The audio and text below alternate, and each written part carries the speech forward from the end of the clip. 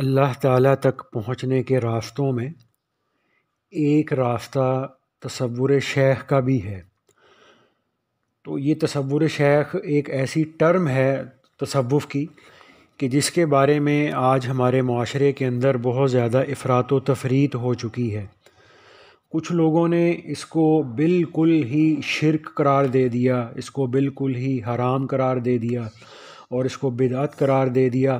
اور کچھ لوگوں نے اس کو بہت ہی زیادہ اپنے عقائد کے اندر خرابی کے پیدا ہونے کا سبب بنا لیا، جبکہ یہ تصور شیخ مرید کے لیے ابتدائی طور پر اتنی فائدے کی چیز ہے، اتنے کام کا یہ عمل ہے کہ ہمارے حضرت مرزا مظہر جانے جانا رحمۃ اللہ علیہ نے تو یہ بات فرمائی ہے۔ ان کی بات کا مفہوم یہ ہے کہ ابتدا کے اندر مرید کے لیے ذکر الہی سے بھی زیادہ جو چیز اس کی ترقی کے لیے سبب بنتی ہے وہ اپنے شیخ کا تصور ہے، اپنے شیخ کے ساتھ رابطے کی مضبوطی ہے۔ تو ہمارے سلسلہ نقشبندیہ مجددیہ کے اندر بھی اس کی بڑی ترغیب ہے، اس کی بڑی تاکید ہے۔ حضرت مجدد الف ثانی رحمۃ اللہ علیہ کے جو مکتوبات ہیں کہ مطلب ان مکتوبات پر ہی ہمارا سارے کا سارا جو سلسلہ نقشبندیہ مجددیہ ہے وہ بیس کرتا ہے۔ تو حضرت امام ربانی مجدد الف ثانی رحمۃ اللہ علیہ کے مکتوبات میں جو دفتر اول ہے اس کے اندر مکتوب نمبر ہے 187۔ اس میں ان کے ایک مرید ہیں محمد اشرف قابلی صاحب، تو انہوں نے حضرت مجدد الف ثانی رحمۃ اللہ علیہ کو اپنے اس تصور شیخ کی کیفیت لکھی تھی۔ تو اس کے جواب میں حضرت مجدد الف ثانی رحمۃ اللہ علیہ نے ان کو جو جواب لکھا تھا وہ یہ تھا کہ مرید کو تکلف اور بناوٹ کے بغیر اپنے شیخ یعنی پیر کے ساتھ رابطہ کا حاصل ہونا پیر اور مرید کے درمیان اس کامل مناسبت کی علامت ہے جو افادہ اور استفادہ یعنی فائدہ پہنچانے اور فائدہ حاصل کرنے کا سبب ہے، اور وصول اللہ کے لیے رابطہ سے زیادہ اقرب ترین طریق کوئی نہیں ہے۔ دیکھیں کس دولت مند کو اس سعادت سے بہرہ مند کرتے ہیں۔ پھر آگے مجدد الف ثانی رحمۃ اللہ علیہ لکھتے ہیں، حضرت خواجہ عبید اللہ احرار رحمۃ اللہ علیہ تحریر فرماتے ہیں کہ صحبت شیخ ذکر سے بہتر ہے۔ اس کو بہتر کہنا نفع کے اعتبار سے ہے، یعنی راہبر کا سایہ مرید کے لیے ذکر کرنے سے زیادہ فائدہ مند ہے، کیونکہ ابتدا میں مرید کو ابھی مذکور یعنی اللہ جل شانہ کے ساتھ کامل مناسبت حاصل نہیں ہے کہ جس سے وہ ذکر کے طریق سے پورا نفع حاصل کر سکے۔ تو یہ مکتوب یہاں پہ ختم ہوتا ہے، اور اس کے بعد مجدد الف ثانی رحمۃ اللہ علیہ کے مکتوبات کا جو دفتر دوم ہے اس دفتر کے اندر مکتوب نمبر 30 میں یہی خواجہ محمد اشرف صاحب نے تصور شیخ یا رابطہ شیخ کی اپنی ایک حالت لکھی تھی۔ تو اس میں انہوں نے یہ لکھا تھا کہ اب میں مکتوب پڑھ کے وہاں سے شروع کرتا ہوں۔ خواجہ محمد اشرف نے نسبت رابطہ یعنی تصور شیخ کی مشق کے بارے میں لکھا تھا کہ اس حد تک غالب ہو گئی ہے کہ نماز میں اس کو اپنا مسجود جانتا اور دیکھتا ہے۔ اگر بالفرض اس کی نفی کرنا چاہے تو وہ رابطہ نفی نہیں ہوتا۔ تو یعنی انہوں نے یہ لکھا تھا کہ میں جب نماز میں ہوتا ہوں تو اپنے شیخ کی صورت کا تصور میرے اوپر اتنا غالب آ گیا ہے کہ مجھے نماز میں بھی یہ محسوس ہوتا ہے کہ شاید میں اپنے شیخ کو سجدہ کر رہا ہوں۔ اب اس کے جواب میں حضرت مجدد الف ثانی رحمۃ اللہ علیہ یہ بات فرماتے ہیں، اے محبت کے نشان والے، طالبان حق جل و علا اسی دولت کی تمنا کرتے ہیں، یعنی یہ ایسی دولت ہے۔ آگے فرماتے ہیں، اے طالبان حق جل و علا اسی دولت کی تمنا کرتے ہیں مگر ہزاروں میں سے کسی ایک کو نصیب ہوتی ہے۔ اس کیفیت والا شخص صاحب استعداد اور کامل مناسبت والا ہوتا ہے، اور ہو سکتا ہے کہ وہ شیخ مقتدیٰ کی تھوڑی سی صحبت سے اس کے تمام کمالات کو جذب کر لے، اور رابطہ شیخ کی نفی کی کیا ضرورت ہے، کیونکہ وہ تو مسجود الیہ ہے نہ کہ مسجود لہو۔ محرابوں اور مسجدوں کی نفی کیوں نہیں کرتے؟ اس قسم کی دولت کا ظہور سعادت مندوں کو حاصل ہوتا ہے تاکہ وہ تمام احوال میں صاحب رابطہ یعنی مرشد کو اپنا وسیلہ جانے اور تمام اوقات میں اسی کی طرف متوجہ رہے۔ تو اب یہاں مجدد صاحب رحمۃ اللہ علیہ کی بات ختم ہو جاتی ہے، تو جس میں انہوں نے یہ بات فرمائی ہے کہ بھئی پھر آپ تو مسجد کی دیوار اور محراب کی نفی بھی کریں کہ جب آدمی مسجد کے اندر نماز پڑھ رہا ہوتا ہے تو وہ تو ایک اعتبار سے جو سجدہ کر رہا ہے تو سجدہ کرتے ہوئے اس کے سامنے تو مسجد کی دیوار بھی ہوتی ہے، مسجد کا محراب بھی ہوتا ہے۔ تو مجدد صاحب رحمۃ اللہ علیہ فرماتے ہیں کہ پھر تو آپ اس چیز کی بھی نفی کریں، ہے نا جی۔ تو اس میں ہمارے معاشرے کے اندر بہت زیادہ افراط و تفریط کا معمول ہو چکا ہے، تو جبکہ حضرت شاہ ولی اللہ محدث دہلوی رحمۃ اللہ علیہ جو ہمارے بر صغیر کے اندر ہمارے تمام مکاتب فکر کے جو حضرات ہیں نا، ان کی حدیث اللہ کے نبی صلی اللہ علیہ وآلہ وسلم تک جو پہنچتی ہے، تو تمام مکاتب فکر کی حدیث کی سند میں حضرت شاہ ولی اللہ محدث دہلوی رحمۃ اللہ علیہ کا نام آتا ہے۔ تو اب شاہ ولی اللہ محدث دہلوی رحمۃ اللہ علیہ اتنے بڑے محدث ہیں کہ تمام مکاتب فکر ان کو اپنا بڑا جانتے ہیں، تو لیکن شاہ ولی اللہ محدث دہلوی رحمۃ اللہ علیہ نے اپنی کتابوں کے اندر القول الجمیل کے اندر بھی اور الانتباہ کے اندر بھی تصور شیخ کے بارے میں یہ لکھا ہے، یعنی ان کی باتوں کا مفہوم یہ ہے کہ حق تعالیٰ تک پہنچنے کا تیسرا طریقہ وہ تصور شیخ ہے کہ جب مرید اپنے مرشد سے دور ہو، بیچ میں فاصلہ حائل ہو، دوری ہو، تو محبت کے ساتھ، عقیدت کے ساتھ اپنے شیخ کی صورت مبارک کا تصور کرنا بھی مرید کو بعین ہی وہی فیوزات، وہی انوارات اور اللہ پاک کی وہی رحمتوں کے حاصل ہونے کا سبب بنتا ہے کہ جو انوارات، جو فیوزات مرید کو اپنے شیخ کی صحبت میں اس کے سامنے بیٹھ کر حاصل ہونے تھے۔ تو اتنے بڑے محدث شاہ ولی اللہ رحمۃ اللہ علیہ بھی اپنی کتابوں کے اندر تصور شیخ کی اہمیت اور افادیت کو بیان کرتے ہیں، تو انہوں نے تو اس کو بدعت نہیں لکھا، انہوں نے تو اس کی نفی نہیں کی۔ تو اسی طرح سے ہمارے حکیم الامت حضرت مولانا اشرف علی صاحب تھانوی رحمۃ اللہ علیہ نے اپنی ایک کتاب میں، اس کتاب کے اندر حضرت تھانوی رحمۃ اللہ علیہ نے تصوف کے اندر جتنے بھی اعمال ہیں، اشغال ہیں، اور صوفیاء کے جتنے بھی معمولات ہیں، اور صوفیاء کے سلاسل کے اندر جتنی بھی ٹرمز ہیں، جتنی بھی اصطلاحات رائج ہیں، جو ان کے معمولات ہیں، حضرت تھانوی رحمۃ اللہ علیہ نے ان تمام چیزوں کو صحیح احادیث سے ثابت بھی کیا ہے۔ تو اب اس میں تصور شیخ کی دلیل کے لیے، تصور شیخ کے جائز ہونے کے دلیل کے لیے حضرت تھانوی رحمۃ اللہ علیہ ایک حدیث پیش کرتے ہیں۔ اس میں وہ یہ فرماتے ہیں کہ حضرت عبداللہ ابن مسعود رضی اللہ تعالی عنہ نے یہ فرمایا کہ میں وہ منظر گویا اپنی آنکھوں سے دیکھ رہا ہوں کہ جس وقت آپ صلی اللہ علیہ وآلہ وسلم نے ہمیں ایک نبی کے حال کی خبر سنائی کہ جب ان کی امت نے اپنے ان نبی علیہ السلام کے چہرہ مبارک کو، سر مبارک کو پتھر مار مار کر زخمی کر دیا، اور ان کے سر مبارک اور چہرہ مبارک سے خون بہنے لگا، تو اس حالت میں بھی ان نبی علیہ السلام نے اپنی امت کی ہدایت کی دعا کی کہ اے اللہ ان کو ہدایت عطا فرما دے کہ یہ مجھے نہیں جانتے۔ تو اس میں حضرت عبداللہ بن مسعود رضی اللہ تعالیٰ عنہ جو یہ فرما رہے ہیں نا کہ اس وقت گویا وہ منظر میرے سامنے ہے کہ جب آپ صلی اللہ علیہ وآلہ وسلم نے ہمیں ان نبی علیہ السلام کے حال کی خبر سنائی، تو حضرت تھانوی رحمۃ اللہ علیہ فرماتے ہیں کہ عبداللہ ابن مسعود رضی اللہ تعالیٰ عنہ کا یہ فرمانا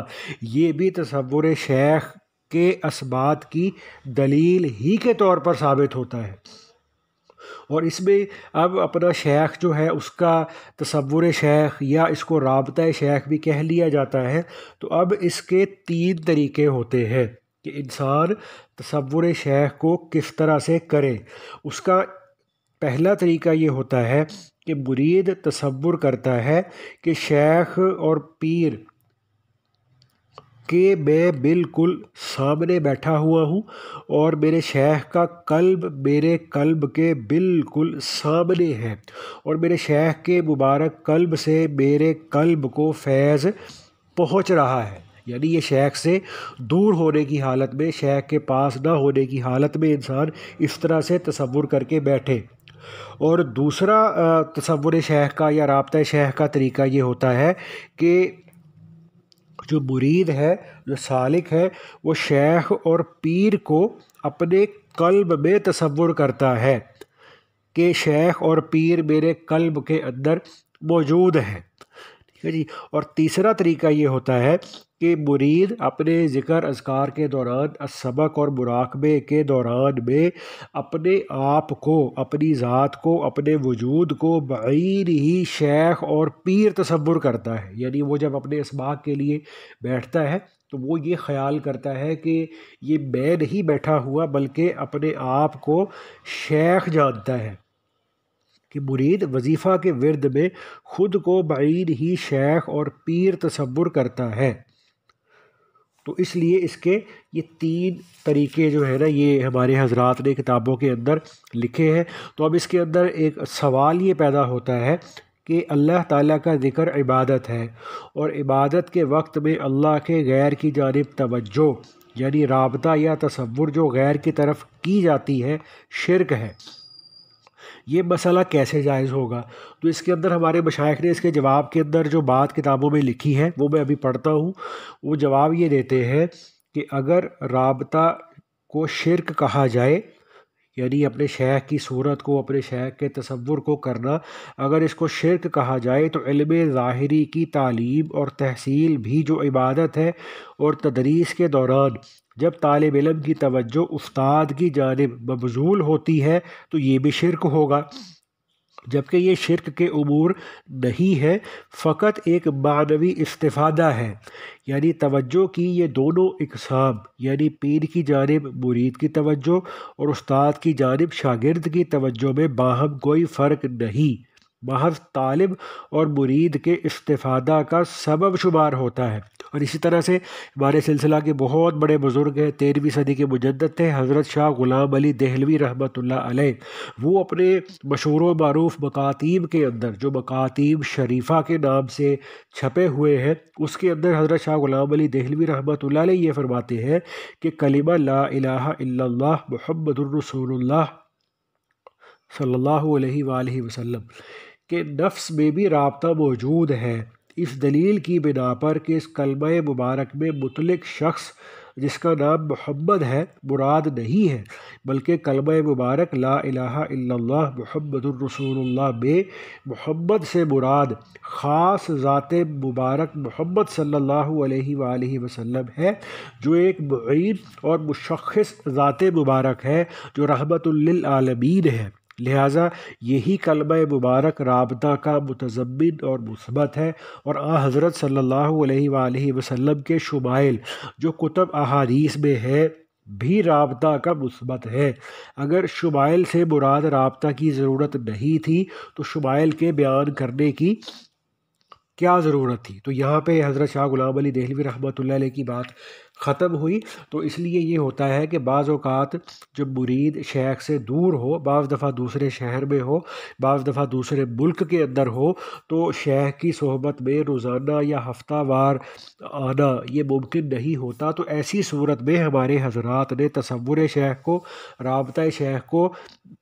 علاج کے طور پر، ایک سبب کے طور پر اس کو اختیار کیا کہ جب تک مرید کے اندر سلسلہ کی روحانی نسبت مضبوط نہیں ہو جاتی، اور جب تک اس کو اپنے سلسلہ کی نسبت کا نور حاصل نہیں ہو جاتا، اور جب تک مرید کے دل کے اندر اللہ پاک کی جانب توجہ کامل نہیں ہو جاتی، اس وقت تک مرید کے لیے جو تصور شیخ ہے وہ بہت فائدے کی چیز ہوتا ہے، بہت زیادہ فیوزات برکات کے حاصل ہونے کا سبب ہوتا ہے۔ لیکن جب مرید کی نسبت اللہ پاک کی ذات کے ساتھ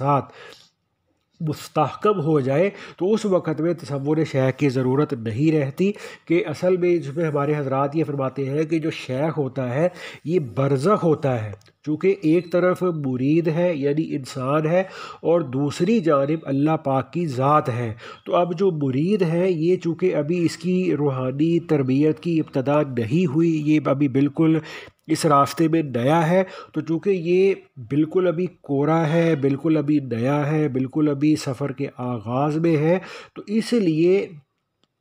تو اللہ پاک کی جانب سے تو ہمہ وقت فیوزات کی، انوارات کی، برکات کی جو ہے نا وہ لگاتار بارش برس رہی ہوتی ہے، لیکن مرید کے چونکہ قلب کے اندر، اس کی روح کے اندر ابھی اتنی جو ہے نا وہ صفائی پیدا نہیں ہوئی ہوتی، اور اس کے نفس کا ابھی تزکیہ نہیں ہوا ہوتا، تو اس لیے اللہ پاک کی جانب سے براہ راست لگاتار جو انوارات، جو فیوزات کی بارش ہو رہی ہوتی ہے، مرید کا دل اس انوارات کی بارش کو جذب کرنے کے قابل نہیں ہوتا، تو اس لیے بیچ میں ایک واسطے کی، بیچ میں ایک میڈیم کی ضرورت ہوتی ہے، اور اس واسطے اور اس میڈیم کا جو نام ہے وہ شیخ ہوتا ہے، مرشد ہوتا ہے، پیر ہوتا ہے۔ چونکہ جو شیخ اور مرشد ہوتا ہے وہ چونکہ ہماری نسبت اس روحانی راستے میں ہم سے پہلے چلا ہوا ہوتا ہے، تو اس لیے اس شیخ کو اللہ پاک کی ذات کے ساتھ کسی نہ کسی درجے میں ایک محبت کا، معرفت کا، اخلاص کا تعلق حاصل ہو چکا ہوتا ہے، تو اس لیے بیچ میں شیخ کی ضرورت ہوتی ہے کہ شیخ اللہ پاک کی ذات سے لے کر آگے پھر مرید کو ان انوارات اور فیوزات کو پہنچا دے، اور جب مرید کا تعلق اللہ پاک کی ذات کے ساتھ کامل طور پر مستحکم ہو جاتا ہے، اس کے نفس کا تزکیہ ہو جاتا ہے، تو پھر بیچ میں شیخ کے تصور اور شیخ کے ساتھ جو ہے نا وہ رابطہ، اس کی ضرورت انسان کو اس درجے میں نہیں رہتی جس درجے میں انسان کو ابتدا کے اندر اس کی ضرورت ہوتی ہے۔ تو اس لیے ہمارے مشائخ یہ فرماتے ہیں کہ تصور شیخ جو ہے وہ ابتدا کے اندر مرید کے لیے اللہ پاک کے ذکر کرنے سے بھی زیادہ نافع اور فائدہ مند ہوتا ہے۔ اس کا طریقہ یہ ہوتا ہے کہ چونکہ انسان نے اپنے شیخ کو دیکھا ہوتا ہے، اور یہ فطرتی بات ہوتی ہے کہ جب انسان جو ہے نا وہ اپنے شیخ کی ہدایات پر اچھی طرح سے عمل کر رہا ہو، گناہوں سے بچ رہا ہو، اور اتباع سنت کے اندر جو ہے نا وہ بڑے اہتمام کے ساتھ ترقی کرنے میں لگا ہوا ہو، تو یہ اللہ پاک کا ایک نظام ہے کہ مرید کے دل میں اپنے شیخ کی محبت خود بخود ایک جو ہے نا وہ ٹھاٹھے مارنے لگتی ہے۔ اس کے لیے اس کو اپنے اوپر کسی چیز کو طاری نہیں کرنا پڑتا، اور تکلف بھی نہیں کرنا پڑتا، خود بخود مرید کا جو دل ہے وہ اپنے شیخ کی محبت سے لبریز ہو جاتا ہے، اور خود بخود مرید کی جو توجہ ہے، اس کا جو دھیان ہے، اس کا جو خیال ہے، وہ ہم وقت اپنے شیخ کی طرف لگا رہتا ہے، اور بے اختیار بلا تکلف دین دنیا کے سارے کام کرتے ہوئے مرید کو اپنے شیخ کی صورت کا تصور اور استحضار رہتا ہے۔ اب یہ جو چیز ہے یہ سمجھنے سمجھانے سے تعلق نہیں رکھتی، بلکہ یہ ایک ذوقی چیز ہے، یہ ایک وجدانی چیز ہے، کہ جس کو حضرت مجدد الفسانی رحمۃ اللہ علیہ فرماتے ہیں نا، من لم یذق لم یدر، کہ جس نے چکھا نہیں اس نے اس کو جانا نہیں۔ تو یہ چیز جب انسان کو حاصل ہوتی ہے نا تو پھر ہی اس کو یہ چیز پتہ لگتی ہے کہ یہ تصور شیخ اور استحضار شیخ اور شیخ کی صورت مبارک کا تصور یہ ہمہ وقت بلا تکلف ہر وقت کیسے جاری ہو جاتا ہے۔ جب کہ یہ جاری ہو جاتا ہے تو اس لیے جو شیخ سے دور رہنے والے حضرات ہیں، دوسرے ملک کے اندر ہوتے ہیں، دوسرے شہر کے اندر ہوتے ہیں، ان کے لیے یہ جو عمل ہے نا یہ بڑا فائدے کا ہوتا ہے کہ شاہ ولی اللہ محدث دہلوی رحمۃ اللہ علیہ اس کو یہ فرماتے ہیں کہ شیخ سے دوری کی حالت میں تصور شیخ کا عمل بھی صحبت شیخ کے متبادل ہو جاتا ہے۔ اور پھر اس میں ایک بات ہمارے مشائخ نے یہ بھی فرمائی ہے کہ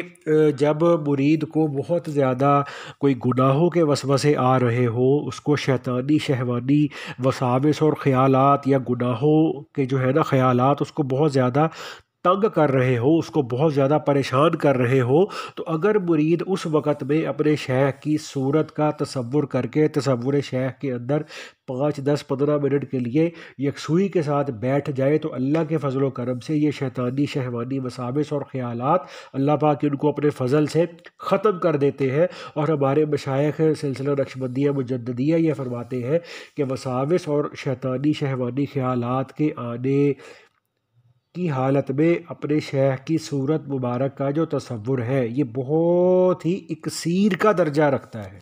بہت ہی زیادہ یہ فائدے کی چیز ہے کہ اس کی برکت سے اللہ کے فضل و کرم سے شیطانی شہوانی وساوس اور خیالات یہ ختم ہو جاتے ہیں۔ اور اس میں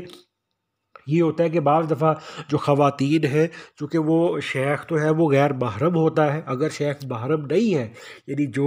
شریعت کے اندر جو رشتے اللہ پاک نے جو محرم اور غیر محرم کے بنائے ہیں کہ اگر تو شیخ محرم ہے پھر تو ٹھیک ہے، لیکن اگر شیخ غیر محرم ہے تو ایسی صورت میں تو جو اگر اس کی کوئی مرید خواتین ہے تو وہ تو اپنے شیخ کی صورت کا تصور نہیں کرے گی، وہ تصور شیخ نہیں کرے گی۔ تو خواتین کے لیے اس کا طریقہ یہ ہوتا ہے کہ خواتین جو ابھی ہم نے اس کلپ کے اندر بات کی ہے نا کہ خواتین جو ہے وہ اپنے شیخ سے دوری کی حالت میں بس کبھی 5 10 منٹ کے لیے بیٹھ جائیں اور یہ خیال کر لیں کہ میں اپنا جو شیخ کا جو قلب ہے وہ میرے لطیفہ قلب کے بالکل سامنے ہے، اور شیخ کے لطیفہ قلب سے سلسلہ کے انوارات فیوزات اللہ پاک کی رحمتوں کی بارش وہ شیخ کے لطیفہ قلب سے میرے لطیفہ قلب کے اندر آ رہی ہے، تو اللہ پاک کے فضل و کرم سے اس کا بہت زیادہ فائدہ ہوتا ہے۔ تو اللہ پاک ہمیں ان باتوں پر عمل کی توفیق عطا فرمائے۔